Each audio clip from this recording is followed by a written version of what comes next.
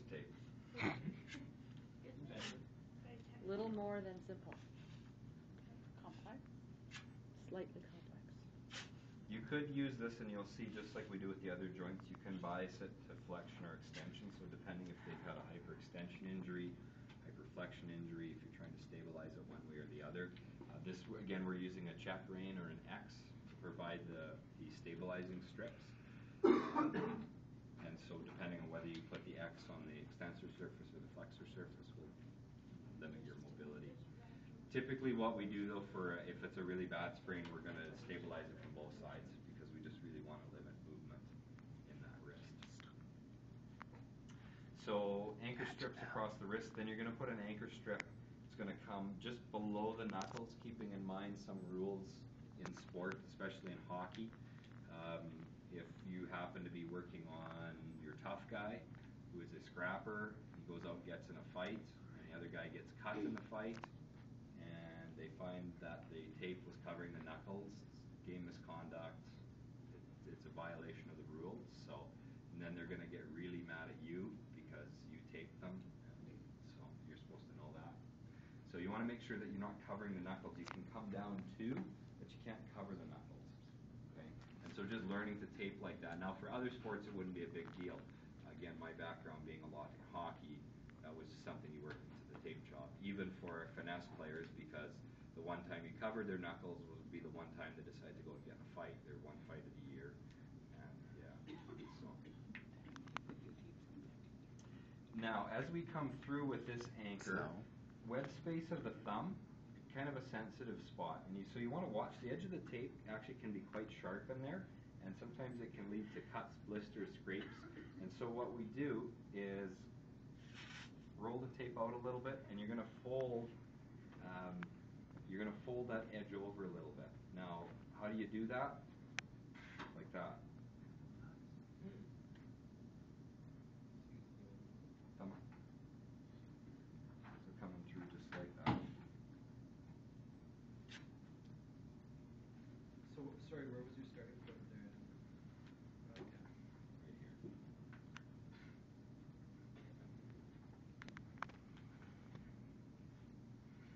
Okay, so now we'll build our check rein. So we'll do this surface first. So I'm going to keep her in neutral because I'm going to do this from both sides, and we're just trying to stabilize in neutral. Again, if you were trying to limit, because we're doing it on the extensor surface, if you're trying to limit flexion, you would probably bring her into a little bit of extension because we want to keep it in that range. We don't want her to have the ability to go down. But I'm going to keep her in neutral because we're going to do this from both sides, and that's what we commonly do. I don't think I've ever done it where we've just done one side or the other side. However, that is an option to you.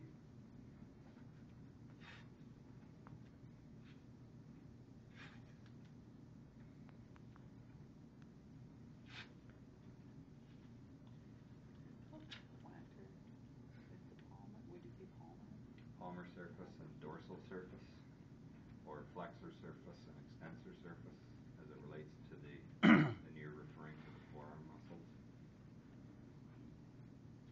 If you're just referring to the hand, palmar and dorsum would be most correct.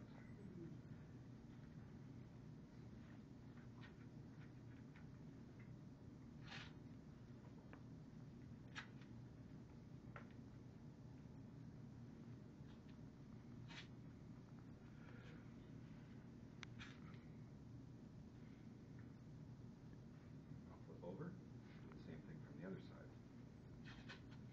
Now this one gets a little bit more tricky because the thumb gets in the way.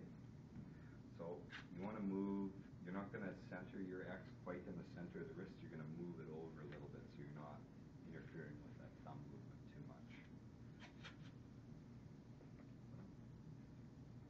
So you want to be able to come to the inside of the thumb but not block a lot of thumb movement. So again, whether you tape right to the wrist or measure it off and make the X on the table and then apply the X is fine as well.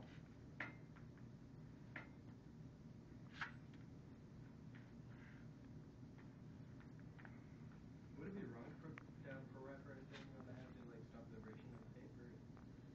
No, again, it reduces the effectiveness of it, especially once they start sweating. It starts to slide around a whole lot. But yeah, you can use pro wrap.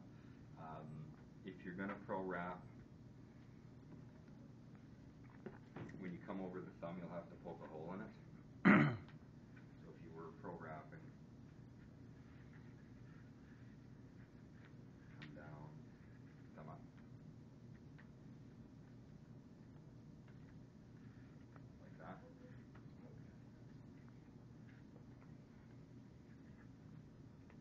Just as a little aside there, you'll find out when you start pro wrapping. Are you covering the knuckles there? No. Now, depending on the referee, it has happened where we were well below the knuckles and the guy still got caught with